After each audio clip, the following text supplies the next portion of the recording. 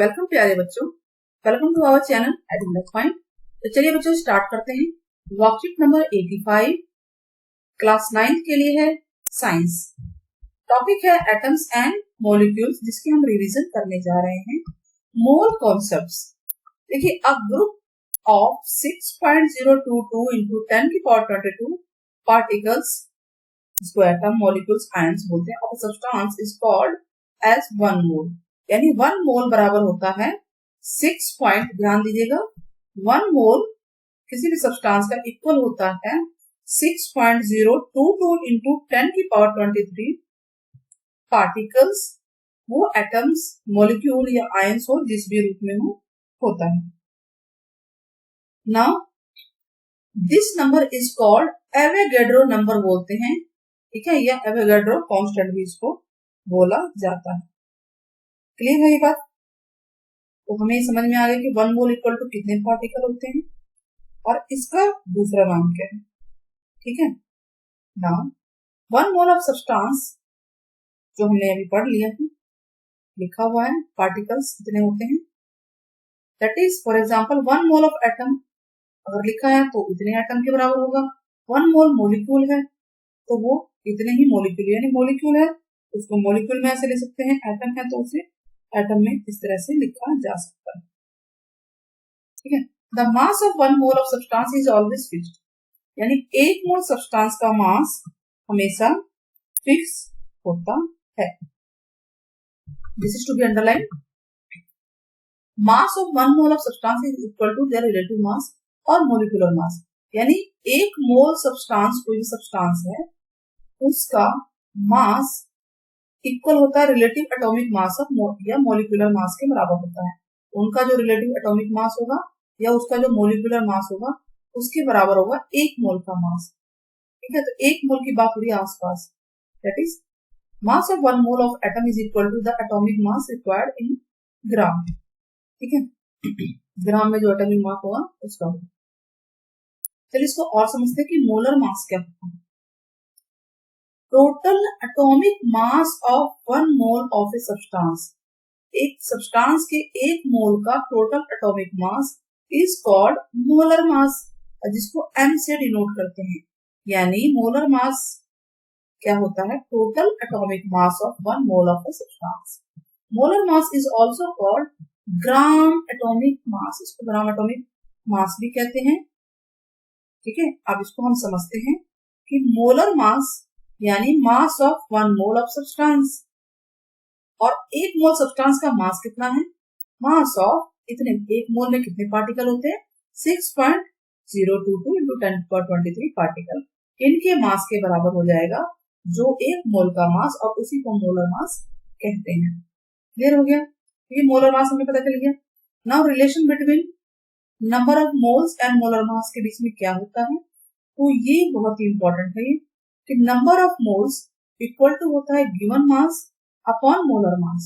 Number of moles यानी n equal to होता है given mass upon molar mass, और मोलर मास तो हमें पता ही है क्या है।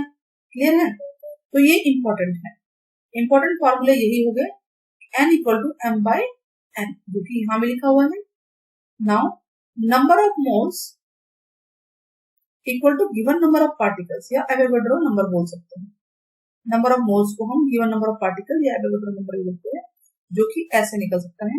फॉर्मूला है अपॉन में, ठीक है, अपॉन में, सॉरी, नंबर ऑफ मोल्स होता है given number of particle upon में एवोगैड्रो नंबर, यानी n equal to number of particle, n for particle हो गया, और एवोगैड्रो नंबर जो भी दिया होगा n हो गया। तो ये भी n है, ये भी n है। अगर फ्रॉम 1 and 2 देखें तो हम ये देख रहे हैं from 1 and 2 n equal to दोनों के बराबर है। हम ये कह सकते हैं m upon m equal to होता है n अपॉन n नॉट, ठीक है। तो यहां से हम कुछ भी निकाल सकते हैं वैल्यूज। अब बताइए स्मॉल m क्या है? गिवन मास।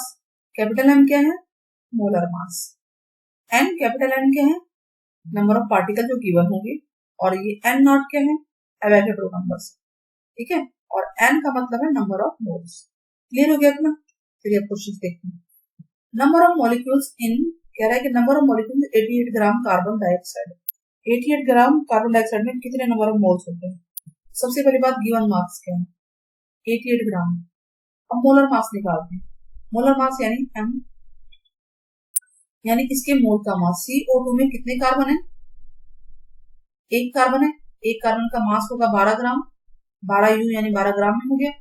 ऑक्सीजन का 16 ग्राम 16U होता है ना मास, तो उसको ग्राम में बदल देंगे और 2 से मल्टीप्लाई कर देंगे, तो ये आ गया 44 ग्राम।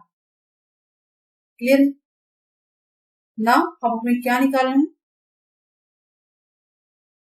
n इक्वल टू क्या होगा, m अपॉन कैपिटल, यानी गिवन मास जो कि 88 है और ये 44 है, तो ये आ गया 2।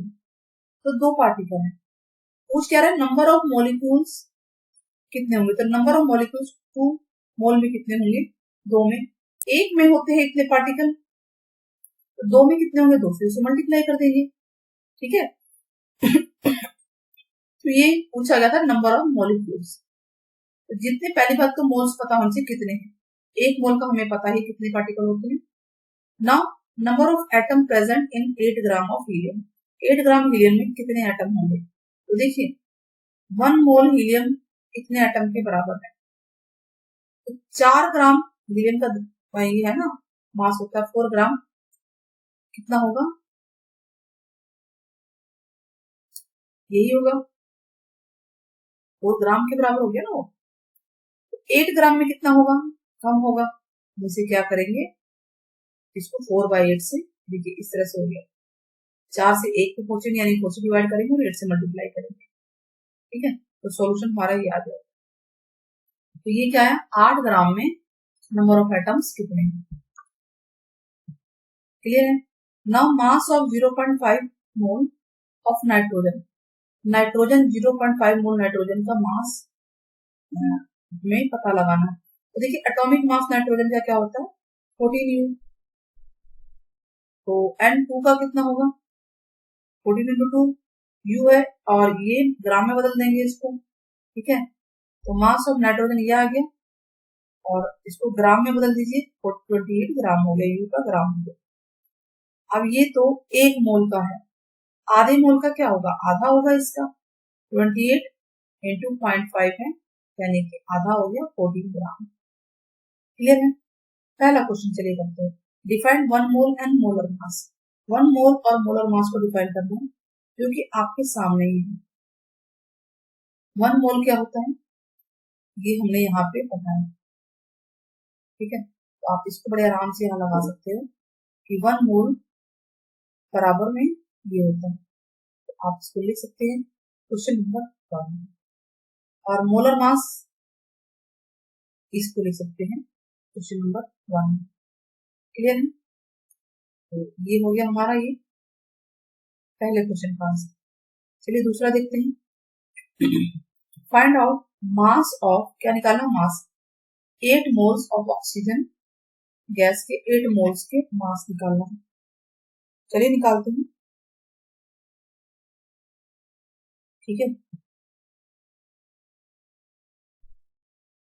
क्वेश्चन नंबर 2,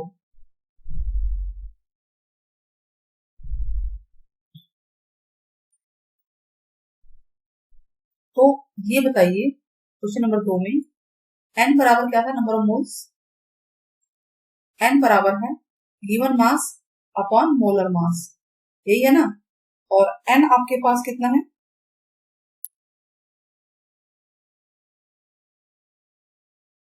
मोलर मास पहले निकाल लीजिए इसका। देखिए मोलर मास दोनों का कितना आएगा, m की वैल्यू यानी मोलर मास आएगा आपका ऑक्सीजन का एक होता है, एक ऑक्सीजन का 16 होता है, तो 2 है क्योंकि, तो 16 गुना में 2 32 ग्राम आ गया, तो ये तो हमें आ गया m की वैल्यू आ गई। ठीक है, मोलर मास। अब गिवन मास निकालना है, तो ये आपके पास 8 है बराबर m अपॉन 32, ये क्या होगा उधर जाके मल्टीप्लाई हो जाएगा, m इक्वल टू हो जाएगा 8 इंटू 32, 8 दूनी 16, 8 से 24 करीब 25 ग्राम। तो ये आ गया मास ऑफ 8 मोल्स। ठीक है, क्या आ गया ये, mass of 8 moles of oxygen का मास ये आ गया 8 मोल का। Now question number 3, calculate number of iron atoms in a piece of iron जिसका वेट इतना है और मास 54 है। तो क्वेश्चन नंबर 3 क्या कह रहा है ये?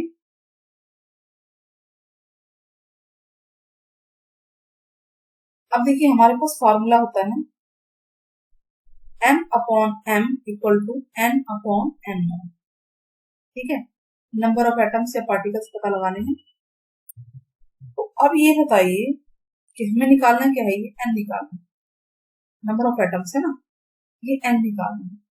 तो n बराबर क्या हो जाएगा, m into upon m into n not, यही हुआ ना। तो ये n हमें निकालना है, कितना आएगा बताइए। गिवन मास क्या है 2.8 ग्राम, और मोलर मास क्या है वो भी लिख लेते हैं। m क्या है 54 u यानी 54 ग्राम, तो यहाँ पे भी आ गया 54 ग्राम, ग्राम से ग्राम कट जाएगा, इनटू में am not. Avogadro number fix है ना ये, देखिए हमने पढ़ा था एवोगैड्रो नंबर क्या है, ये लिखा हुआ।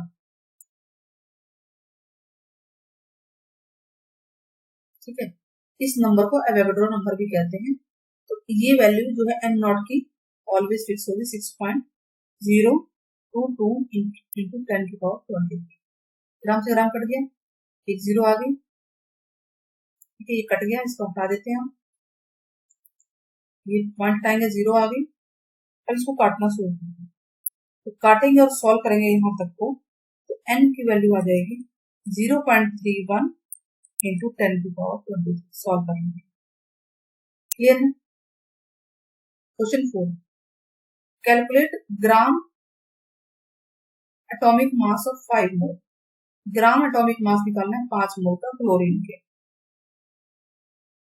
ठीक है, क्लोरीन के, तो क्लोरीन का मास कितना होता है 35.5 होता है ना। तो अगर हम क्वेश्चन नंबर 4 देखें तो वो इतने में ही हो जाएगा कि n इक्वल टू होता है m upon, sorry small m लिखेंगे ना बेटा, स्मॉल m लिखेंगे, small m upon capital M। कितने मोल है 5 मोल। ठीक है, और अब में गिवन मास हमें पता ही नहीं है, जो पूछ रहा है 5 मोल का मास बताना है, लेकिन मोलर मास तो पता है ना इसके मोल का, क्लोरीन का कितना होता है 35.5। तो क्या आएगा बताइए, तो सीधे जाके इधर मल्टीप्लाई हो जाएगा, m इक्वल टू आ जाएगा 5 इंटू 35.5। तो ये आ गया 5 पंजे 25, 5 पंजे 25 और 2 27, और फिर 15 और 2 70, 170.5 ग्राम। ये क्या आया है, क्या पूछा है इसमें, एटॉमिक मास है ना। तो ये है atomic mass of 5 moles of chlorine.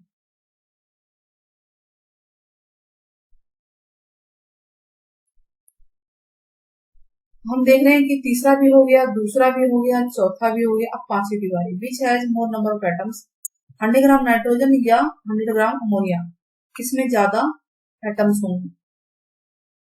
तो क्वेश्चन 5, 100 ग्राम नाइट्रोजन, अब हमें देखा है 100 ग्राम ऑफ नाइट्रोजन वर्सेस हमें निकालना है 100 ग्राम, ग्राम लिख लेते हैं इसको, अमोनिया। अमोनिया बोल रहे ना, चलिए देख लेते हैं यस किसमें ज्यादा नंबर ऑफ एटम्स। तो चलिए निकालते हैं। सबसे पहली बात दोनों का मोलर मास निकालते हैं। Molar mass of nitrogen, nitrogen का मास होता है 14, क्योंकि ये दो है तो 14 इंटू 2 28 ग्राम। ऐसे ही अमोनिया का निकालिए NH3, नाइट्रोजन का 14 होगा प्लस हाइड्रोजन का 1 होता है और ये हाइड्रोजन 3 है, ये होगा 17 ग्राम। ठीक है, अब आपको निकालना क्या है, पहले वाला केस, पहला केस है number of moles in an, यानी एन निकालना है। ये क्या हुआ, एम अपॉन कैपिटल एन। तो गिवन मास है आपके पास, पहले सिचुएशन में ध्यान दीजिए ये गिवन मास है, गिवन मास, ये भी गिवन ही होगा, ये होगा 100 अपॉन, पहला क्या था नाइट्रोजन वाला 28 था, पॉइंट में बदल दीजिए 7 4 7 28 25 7 7 21.57 नंबर ऑफ मोल्स इतने आ। सेकंड सिचुएशन में देखते हैं, सेकंड में क्या कह रहा है, number of moles in NH3, यानी आपको निकालना तो N ही है ना, तो ये होगा M अपॉन कैपिटल, और ये हमने निकाल ही लिया है। ये क्या निकाल रहे हैं, मोलर मास, ठीक है, और ये हमारे पास गिवन है, तो गिवन है 100 और मोलर मास हमने 17 निकाला। कितना है आंसर बेटा, डिवाइड करके देखो,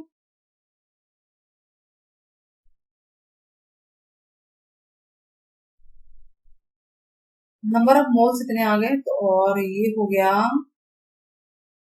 17×85 8 मोल, ठीक है, मोल्स। अब कह क्या रहा है, नंबर ऑफ एटम्स निकाल रहे हैं, एक मोल में कितने होते हैं, number of atoms in 1 mole 6.022 into 10⁻23, यही पढ़ा था ना हमने। तो नंबर ऑफ एटम्स आपके 3.57 में कितने होंगे, 3.57 इंटू 6.022 इंटू 10⁻23 कर देंगे। अब इसको मल्टीप्लाई करके देखिए तो ये आ जाएगा,